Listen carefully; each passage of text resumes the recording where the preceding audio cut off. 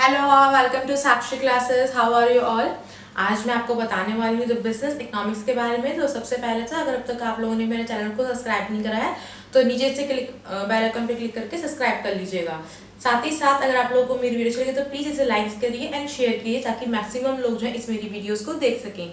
जो आज की मेरी वीडियो है इसकी मैं पूरी सीरीज आगे तक लेकर आऊँगी। इसी के साथ जैसे जो मेरी कम्युनिकेशन की और रिसर्च की चल रही है यूट्यूब की सीरीज़ वो मैं पूरी कराते रहूँगी। डे बाय डे आपको एक न्यू वीडियो मिलेगी ताकि आप लोग अपनी प्रैक्टिस जो है अपने कंसेप्ट अच्छे से क्लियर कर सकें। तो हम स्टार्ट करते हैं अपना आज का टॉपिक जो कि है हमारा बिजनेस इकोनॉमिक्स। अच्छा, ये जो टॉपिक है हमारा 12th class BBA, MBA, MCOM, BCOM students के लिए भी बेनिफिशियल है। तो ये सभी लोग जो है मेरी आज की वीडियो देख सकते हैं। हम स्टार्ट करते हैं अपना आज का टॉपिक। आज का टॉपिक है हमारा बिजनेस इकोनॉमिक्स। अब बिजनेस इकोनॉमिक्स क्या होता है हम इसके बारे में डिस्कस करते हैं। जो हमारा बिजनेस इकोनॉमिक्स है दो वर्ड से बना है हमारा, एक तो बिजनेस और एक है इकोनॉमिक्स। तो ये अलग अलग दो वर्ड्स हैं, इनका मतलब जानेंगे। बिजनेस क्या होता है? बिजनेस आपका होता है एक प्रॉफिट मेकिंग ऑर्गेनाइजेशन जो कि गुड्स को प्रोड्यूस करती है, ठीक है। और इकोनॉमिक्स क्या है? इकोनॉमिक्स वर्ड जो है आपका इकोनॉमी से बड़ा है। इकोनॉमिक्स वर्ड किससे बना है? आपका इकोनॉमी से बड़ा है। अब हमारी इकोनॉमी क्या होती है? इकोनॉमी हमारी बेसिकली होती है सोसाइटी, हम कह सकते हैं। जो हमारे आसपास की सराउंडिंग्स होती है सोसाइटी कह सकते हैं, ठीक है। तो ये जो हमारी इकोनॉमी होती है ना, इकोनॉमी में ना हमारी दो तरह की एक्टिविटीज होती है।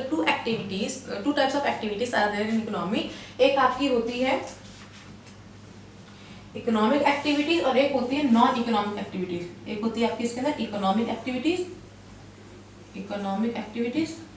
और एक होती है आपकी इसके अंदर नॉन इकोनॉमिक एक्टिविटीज। अब इन दोनों के बारे में डिस्कस, तभी हमें जो है इकोनॉमिक्स के बारे में समझ आएगा, ठीक है। इकोनॉमिक एक्टिविटीज और नॉन इकोनॉमिक एक्टिविटीज दो तरह की एक्टिविटीज होती हैं। अब बात करते हैं अगर हम इकोनॉमिक एक्टिविटीज की, तो इकोनॉमिक एक्टिविटीज होती हैं ये सारी रिलेटेड करती हैं टू द प्राइस। यानी कि कोई भी आपका पर्सन हो, ठीक है, कोई भी चीज बाय करता हो, कोई भी चीज इसको हम प्राइस के अंदर हम जो पैसों से खरीद सके, ये जो भी चीज जो प्राइस से रिलेटेड हो वो आपकी कहलाती है इकोनॉमिक एक्टिविटीज। मैं यहाँ पे लिख देती हूँ प्राइस से रिलेटेड, जिसमें किसी को भी फायदा होता है। नॉन इकोनॉमिक एक्टिविटीज कौन सी होगी? नॉन इकोनॉमिक एक्टिविटीज आपकी हो गई वो सारी जो कि आपके प्राइस से रिलेटेड ना हो। अब प्राइस से रिलेटेड कौन सी एक्टिविटीज आपकी नहीं हो सकती? जैसे कि आपकी हो गई सोशल रिस्पॉन्सिबिलिटी। सोशल रिस्पॉन्सिबिलिटी क्या है? ये आपके प्राइस से रिलेटेड नहीं है बट आपके इकोनॉमिक एक्टिविटीज में आती है। सोशल रिस्पॉन्सिबिलिटी यानी कि आपके पास एक सोशल रिस्पॉन्सिबिलिटी है, आपको देखना होता है कि आपके आसपास की सोसाइटी कैसी है। तो ये क्या है? आपकी non economic activities that are not related to the price. तो ये हो गई आपकी दो तरह की इकोनॉमिक एक्टिविटीज और नॉन इकोनॉमिक एक्टिविटीज। और इन्हीं दोनों को स्टडी करता है आपका क्या? इकोनॉमिक्स। और इकोनॉमिक्स मेनली किसकी स्टडी करता है? Price related goods and services जो कि आपकी होती है। इतना आप लोगों को क्लियर है? और ये बिजनेस इकोनॉमिक्स क्या है? बिजनेस इकोनॉमिक्स का मतलब है वो इकोनॉमिक थ्योरी जो एक ऑर्गेनाइजेशन अपने अंदर जो है अपनी ऑर्गेनाइजेशन के अंदर अप्लाई करता है इकोनॉमिक्स की थ्योरीज को, ताकि वो अपने प्रॉफिट को जो है मैक्सिमाइज कर सके, अपनी डिमांड को फुलफिल कर सके, सप्लाई आपकी जो है डिमांड के अकॉर्डिंग लिख सके। वो कहलाता है आपका business economics. That is from business economics, ठीक है। अब एक बात बताइए, जो हमारी इकोनॉमी है, इकोनॉमी में हमारे रिसोर्सेज क्या है? लिमिटेड है। We can say that there is a problem of एक वर्ड है आपका स्कैरसिटी।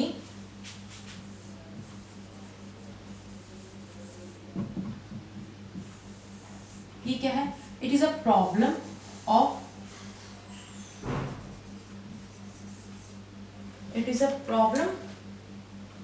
Of choice. यानी कि हमारे इकोनॉमिक्स में जो है, हमारी इकोनॉमी में क्या है? रिसोर्सेज लिमिटेड है। अब ये जो हमारे रिसोर्सेज लिमिटेड है इसका मतलब क्या हो गया? हमारे जो रिसोर्सेज लिमिटेड है इट मीन्स दैट हम जो है प्रोडक्शन इतना नहीं कर सकते या हर किसी की नीड और वांट जो है फुलफिल नहीं हो सकती हैं।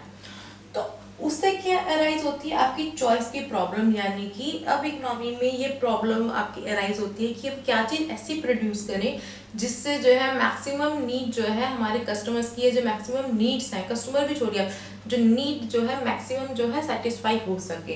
That is a problem of a choice. और प्रॉब्लम ऑफ अ चॉइस से आपकी क्या एक न्यू प्रॉब्लम अराइज होती है, प्रॉब्लम ऑफ अ चॉइस से आपकी एक problem of economic problem, sorry economic problem arise होती है। और इकोनॉमिक्स क्या है, पूरी आपकी इकोनॉमिक प्रॉब्लम को स्टडी करना है। तो प्रॉब्लम ऑफ चॉइस का मतलब क्या है आपकी, ये है आपकी इकोनॉमिक प्रॉब्लम, इकोनॉमिक प्रॉब्लम, ठीक है।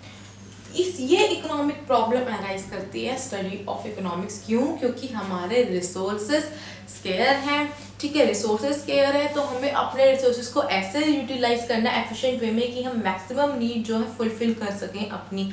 और वो कब पॉसिबल है, जब हम अपनी इकोनॉमिक प्रॉब्लम को, हमारी सोसाइटी की इकोनॉमिक प्रॉब्लम को ढंग से जो है स्टडी कर सकें।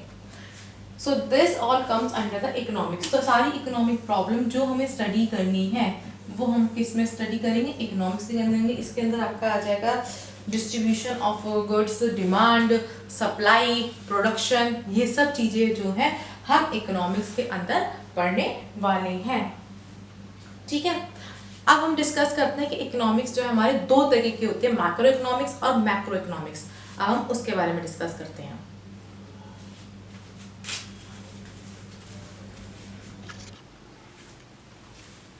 So now economics is classified into two parts. Economics को हम दो हिस्सों में पढ़ते हैं.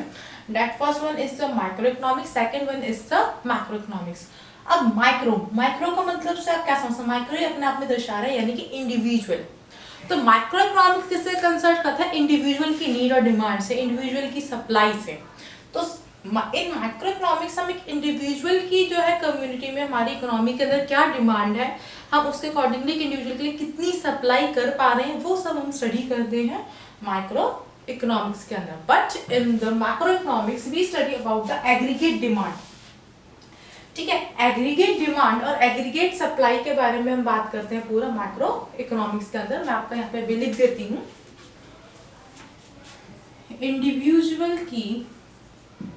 Individual needs, demand, supply, we study in the macro economics.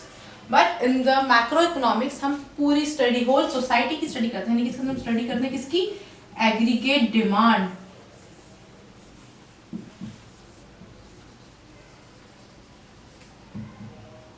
And aggregate supply के बारे में हम इसके अंदर पढ़ते हैं। अब जो हमारी माइक्रो इकोनॉमिक्स होती है, माइक्रो इकोनॉमिक्स के अंदर हमारा जो है थ्योरी ऑफ कंज्यूमर बिहेवियर के बारे में हम स्टडी करेंगे, theory of a demand, theory of a supply, theory of individual production function, हम इसके बारे में जो है मैक्रो इकोनॉमिक्स में स्टडी करेंगे। और यही हमारा जो है पूरा सिलेबस है जो हमें स्टडी करना है। But in the macro economics we have to study about the aggregate demand and the aggregate supply. तो ये है आपके दोनों terms, two types of economics, micro economics and macro economics. Micro economics क्या है आपको, जो कि आपकी इंडिविजुअल की डिमांड सप्लाई के बारे में स्टडी करता है। इसके अंदर जो हम theory of demand, theory of supply, theory of the production function, ये सब हम स्टडी करते हैं। But in the macro economics we study about the aggregate demand and aggregate supply of whole the society, of the whole economy. तो ये हो गया आपका इकोनॉमिक्स के दो टाइप्स। अब इकोनॉमिक्स के दो टाइप्स तो हमने पता कर लिए, अब इसके बाद क्या पता करना है, मतलब central problems of the economy. अगर अब हम इस इकोनॉमी को, हम इकोनॉमिक्स पढ़ ही क्यों रहे हैं, अब हमें वो स्टडी करना है। तो अब हम डिस्कस करने वाले हैं the central problems of the economy, हमारी इकोनॉमी की क्या सेंट्रल प्रॉब्लम्स है और हम इसे कैसे आगे सॉल्व कर सकते हैं।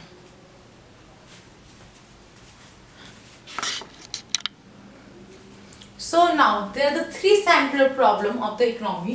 The first one is the what to produce, how to produce and whom to produce. अब क्या होता है मैक्रो लेवल पे जब हम स्टडी कर रहे होते हैं तो बेसिकली तीन प्रॉब्लम अराइज होती हैं आपके प्रोड्यूसर्स के लिए। सबसे पहली आपकी होती है व्हाट टू प्रोड्यूस, कि वो क्या प्रोड्यूस करें। अब उनके लिए प्रॉब्लम कैसे है, अब जैसे कि मैंने आपको बताया हमारी इकोनॉमी के अंदर जो रिसोर्सेज है वो बहुत ज़्यादा कम है, the resources are the square.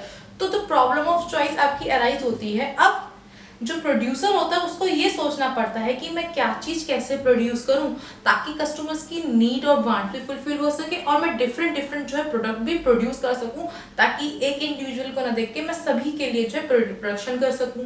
ये कैसे होगा? तो ये प्रॉब्लम आपकी होती है व्हाट टू प्रोड्यूस के अंदर। व्हाट टू प्रोड्यूस के अंदर आपकी जो दो चीजें जो ध्यान में रखी जाती हैं वो कौन सी रखी जाती है? The first one is the kind of goods, kinds of goods, and the second one is the quantum of the goods. The second one is the quantum of goods. अब काइंड्स ऑफ गुड्स की बात क्या है? Kinds of goods के अंदर आपका basically मतलब है जो कंज्यूमर रिलेटेड गुड्स हैं, यानी कि जो कस्टमर्स की जो डिमांड होती है, कंज्यूमर की जो डिमांड होती है उस पे बेस जो है हम जो है प्रोडक्शन करते हैं गुड्स की। इसको हम कैपिटल गुड्स भी हम कह सकते हैं कि हम कैपिटल गुड्स इसके अंदर प्रोडक्शन करते हैं। ये आप ये कह सकते हैं कि सिंगल कंज्यूमर को बेस जो है रखकर हम ये जो प्रोड्यूसर सोचता है कि एक इंडिविजुअल को क्या प्रोडक्ट चाहिए जो उसके लिए असेंशियल है ताकि वो जो है पर्टिकुलर प्राइस पे जो है वो उसे परचेज कर सके। But in the quantum of a goods, quantum of a goods के अंदर क्या होता है? प्रोड्यूसर ये सोचता है कि मैं कितने डिफरेंट गुड्स जो है प्रोड्यूस कर सकता हूँ अपने गिवन रिसोर्सेज के अंदर। और अगर मेरे पास दो गुड्स हैं, मैं दो गुड्स की सप्लाई कर रहा हूँ या दो गुड्स बना रहा हूँ एक्स और वाई, अगर मैं एक्स की 2 यूनिट बना रहा हूँ तो मैं वाई की 3 बना सकूँ, और अगर एक्स की 3 बना रहा हूँ तो मैं इसकी 2 बना सकूँ, या इसको 2 से 3 कैसे बना सकूँ, ये मैक्सिमाइज कर सकूँ। ये सब आपका किसमें? क्वांटम ऑफ गुड्स में। कितने डिफरेंट जो है आपके प्रोडक्ट जो है डिफरेंट डिफरेंट प्रोडक्ट जो है हम गिवन रिसोर्सेज के अंदर जो है बना पा रहे हैं। The second one is the second problem is the how to produce। अब जब उसने ठीक लिया कि मुझे क्या प्रोड्यूस करना है, प्रोड्यूसर ने सोच लिया, तो नेक्स्ट प्रॉब्लम क्या अराइज होती है? आपकी नेक्स्ट प्रॉब्लम अराइज होती है कि अब वो क्या टेक्निक, कौन सी टेक्निक का इस्तेमाल करे ताकि उसके जो है पैसे भी कम से कम लगे, फिर वही मैंने बताया कि मनी भी कम से कम लगे, और हमारे रिसोर्सेज भी जो हमारे जो प्रोडक्ट जो हम गुड्स या बना रहे हैं वो भी बहुत अच्छे से बन सके।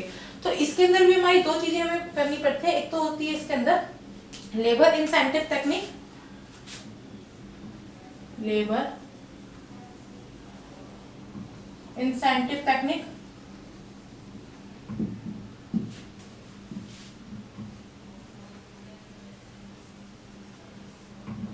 and second one is your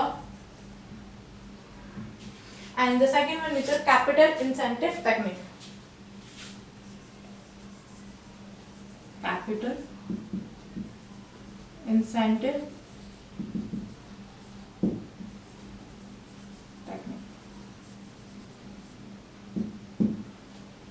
तो इसके अंदर हमें ये दो डिसीजन लेने पड़ते हैं, लेबर इंसेंटिव टेक्निक और कैपिटल इंसेंटिव टेक्निक। जो हमारी लेबर इंसेंटिव टेक्निक जो होती है इसके अंदर क्या होता है? प्रोडक्शन डिपेंड करती है लेबर के यूज पे। यानी कि अगर कोई चीज हम जो है, आप सपोज कर लीजिए आपका कपड़ा है, कपड़ा जो है आपका हाथ से भी प्रोड्यूस हो सकता है, ठीक है, मतलब एक नॉर्मल जो हैंडमेड मशीन होती है उससे भी हो सकता है, आपकी इलेक्ट्रॉनिक मशीन से भी हो सकता है। तो आपका प्रोड्यूसर ये सोचता है कि मुझे फायदा किस में हो रहा है, मुझे प्रॉफिट किस में ज्यादा हो रहा है, पैसे कम किस में लग रहे हैं, तो वो उस टेक्निक पे जाता है। तो बेसिकली ये जो है लेबर पे बेस्ड होती है, तो इसको हम नाम देते हैं labour incentive technique. The second one is a capital incentive technique. अब कैपिटल इंसेंटिव टेक्निक क्या होती है? कैपिटल इंसेंटिव जो टेक्निक होती है उसके अंदर प्रोडक्शन डिपेंड रहती है मल्टीपल मशीन्स के अंदर, यानी कि इसके अंदर जो प्रोडक्शन होता है बेसिकली आपका मशीन पे बेस्ड पे होता है। तो ये हुई आपकी कैपिटल इंसेंटिव टेक्निक। अब हम बात करें होम टू प्रोड्यूस। अब ठीक है, प्रोड्यूसर ने अब ये भी देख लिया कि ठीक है हम कौन से मेथड को यूज करके जो है प्रोड्यूस करेंगे प्रोडक्ट को। अब लास्ट प्रॉब्लम क्या होती है? Whom to produce. लेकिन आखिरकार वो प्रोड्यूस कर किसके लिए रहे हैं, ये प्रॉब्लम आती है। अब भाई जो हमारी इकोनॉमी है, इकोनॉमी के अंदर सभी तरह के लोग रहते हैं, अमीर भी रहते हैं, गरीब भी रहते हैं। तो उस पे बेस्ड जो है जो प्रोड्यूसर सोचता है कि मैं कौन सी सेक्शन ऑफ इकोनॉमी के लिए ये पर्टिकुलर प्रोडक्ट बना रहा हूँ। अगर मैं एक पेन भी बना रहा हूँ 10 रुपए का, तो वो कौन से सेक्शन के लिए बना रहा हूँ? क्या 10 रुपए का क्या गरीब लोग इसे जो है ले पाएंगे, या अमीर लोग तो ले पाएंगे, क्या गरीब लोग ले पाएंगे? ये सोच के भी जो है जो डिस्ट्रीब्यूशन होता है आपके गुड्स का, क्योंकि हमारी जो इकोनॉमी के अंदर जो है इनकम है वो डिस्ट्रीब्यूट होती है अलग अलग, आप कह सकते हैं अलग अलग टर्म्स के अंदर। कोई लेबर होता है आपका, कोई फिर उसका सुपरवाइजर होता है, कोई अच्छे मिडिल लेवल में होता है, कोई हाई लेवल में होता है। तो सबके पास ना इनकम का स्ट्रक्चर अलग अलग होता है। तो इनकम के बेस पे जो है आपका जो डिस्ट्रीब्यूशन गुड्स का होता है होम टू प्रोड्यूस के अंदर। ठीक है, डिस्ट्रीब्यूशन ऑफ गुड्स के ऊपर बेसिकली ये जो है आपका डिपेंड करता है। और जो सोशल जस्टिस जो है प्रियोरिटी रहता है इकोनॉमीज के अंदर, जहाँ पे गवर्नमेंट जो है मिनिमम आपका इंटरफेयर करती है। So this is all about the central problems of the economy. ये थी हमारी इकोनॉमी की सेंट्रल प्रॉब्लम्स। सो आज के लिए इतना ही। नेक्स्ट क्लास के अंदर मैं आपको बताने वाली हूँ हमारा पीपीसी कर्व क्या है, उसको पूरा एक्सप्लेन करूंगी। तो आप लोग प्लीज़ मेरी वीडियो के साथ बने रहें, मेरे चैनल के साथ बने रहें। एंड आपको मेरी वीडियो अच्छी लगे तो प्लीज़ मेरी वीडियो को जो है लाइक कीजिए एंड ज़्यादा से ज़्यादा शेयर करिएगा। Thank you all.